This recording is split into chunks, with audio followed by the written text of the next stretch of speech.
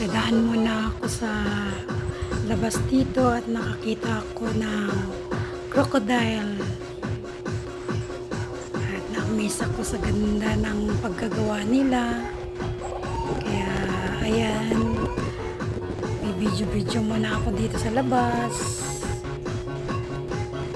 Nag-i-enjoy lang akong panoorin ng crocodile na ito eh.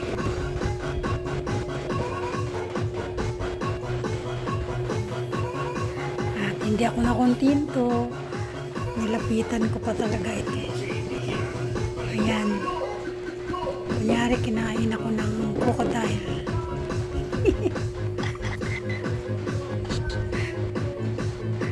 Lakas ng trip eh, no?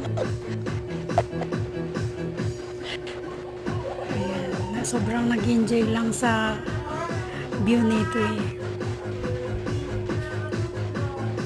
At ayan, tapos na. At sobrang na-miss lang ako at napadaan dito sa crocodile na ito.